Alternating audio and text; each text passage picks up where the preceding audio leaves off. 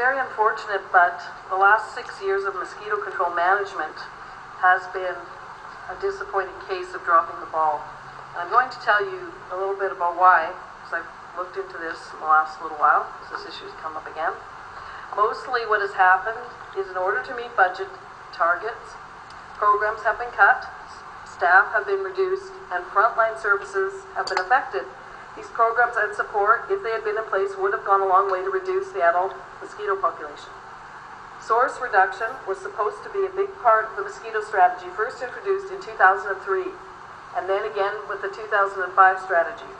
Reducing the standing water that breeds mosquitoes is an important preventative step.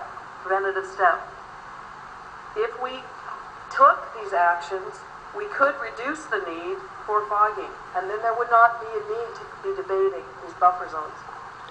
Also, a safer environmental approach to larviciding has been delayed, shelved, and put off.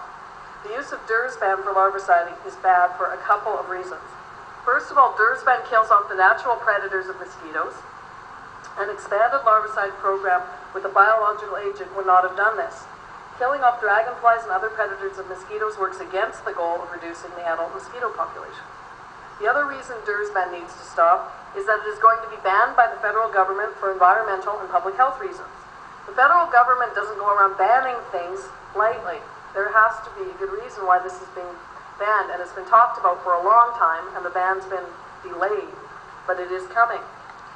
And when it comes to public health, there is an ethical responsibility to take some action, not wait until we are forced to take it by some other level of government.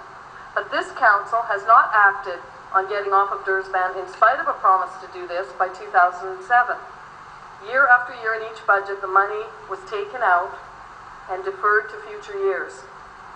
The report in this agenda includes a report from 2005, which clearly shows council's commitment in 2005 to eliminate Dursban for larviciding over the years and be eliminated by 2007. And in each year, some of us raised that issue, as you may recall, for those of you who are here. And each year it was put off to balance our budget. The truth is that the promise now to eliminate Dursban by 2012 is 5 years late. It is not 2 years early, as the press releases and the report have phrased it. It is 5 years late from what this council endorsed in 2005, and it's on your agenda if you didn't pick that up.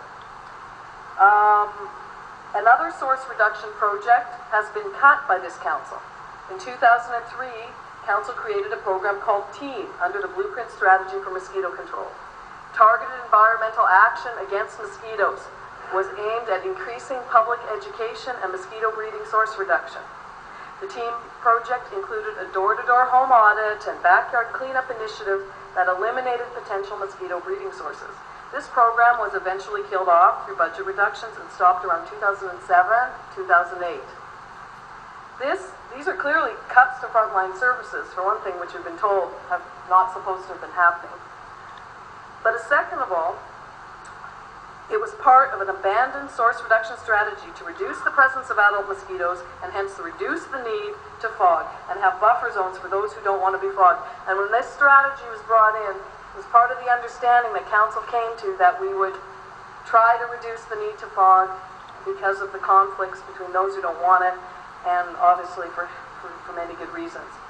But there was more on source reduction than this that was supposed to happen. That did not happen under this council's watch.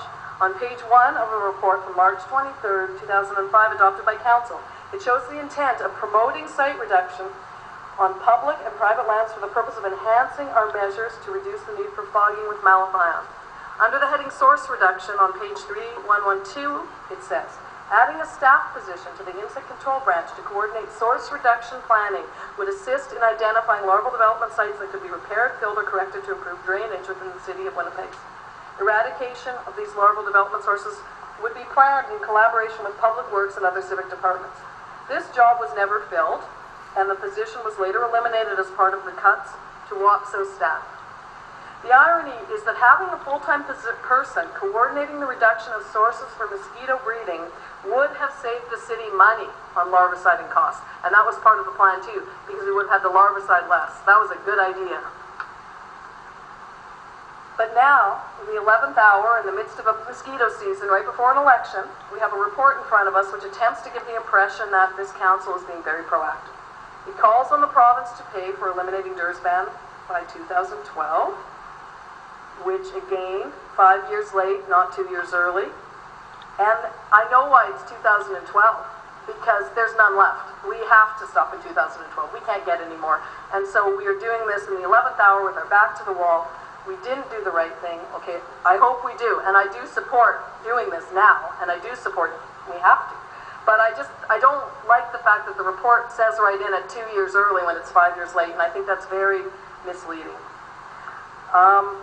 Now, it's always better late than never. But our backs are to the wall on this. The second part of the report on the buffer zones is also an attempt to sound like something proactive is being done. And I really hope the province will make a reasoned decision on this and not cater to the whipped up frenzy that's been created by the heat of a bad mosquito season and an election. And I'm also convinced that spending $1 million more in our operating budget to fog the city a little bit faster is not necessarily the wisest use of our money. I'd like to see that money spent on source reduction and reducing adult mosquitoes rather than fogging people more.